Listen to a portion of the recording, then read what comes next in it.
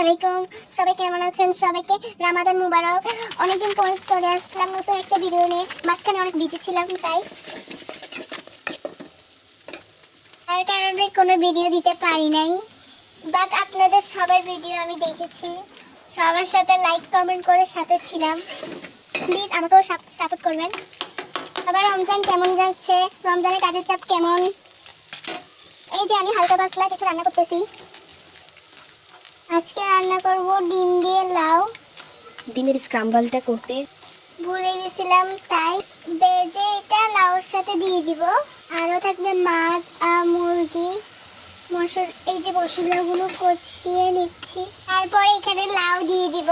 সবাই ঈদের কেনাকাটা কি করেছেন? কে কোন জায়গা থেকে দেখতেছেন কমেন্ট করে জানাবেন। আপনাদের ভিডিও দেখে আমিও ইন্সপায়ার হই।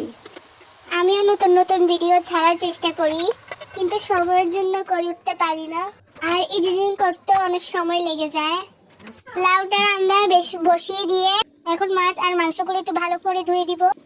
মাছের সাথেও হলুদ, মরিচ, লবণ এগুলোকে মিক্স করে মাংসের সাথেও মিক্স করে নিব।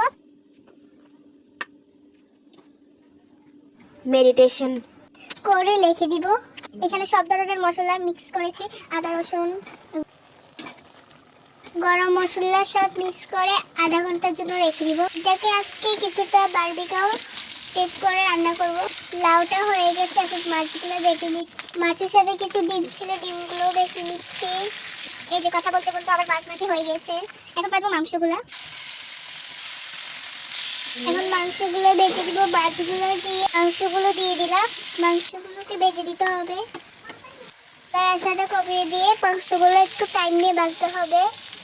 এই যে ভাজাও হয়ে গেল, এখন আমি পেঁয়াজগুলো বেছে দিব ভালো করে।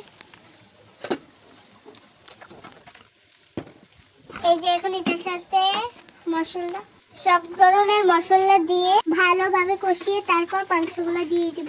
এভাবে মাংসগুলো ভেজে রান্না করলে আলাদা একটা মজা লাগে। খুব ভালো করে মশলাগুলোকে কষাতে হবে। আমার কাছে টমেটোর কেচাপ ছিল না, তাই আমি টমেটোগুলোকে কুচি করে দিয়ে একদম ভালো করে মিক্স করে দিব।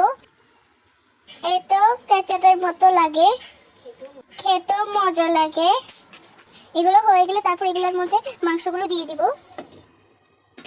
মাংসগুলো আমি আগে ভেজে রেখেছিলাম। কথা বলতে বলতে এটাও রান্না হয়ে যাবে।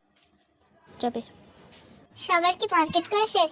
আমার একটু মার্কেট করা শেষ হয় নাই, কখন যাবো ভাবতেছি। এখন মাংসগুলো আমি দিয়ে দিব। মাংসগুলো দিয়ে একটু নেড়ে চেড়ে আবার ঢেকে দিব।